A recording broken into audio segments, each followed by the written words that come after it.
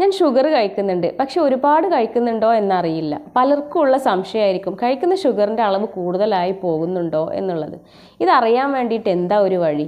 ഞാൻ പറയുന്ന ലക്ഷണങ്ങളിൽ ഏതെങ്കിലുമൊക്കെ കുറച്ചെണ്ണം നിങ്ങൾക്കുണ്ടെങ്കിൽ നിങ്ങൾക്ക് സംശയിക്കാം നിങ്ങൾ കഴിക്കുന്ന ഷുഗർ ഭയങ്കര കൂടുതലായി പോകുന്നുണ്ട് എന്നുള്ളത്.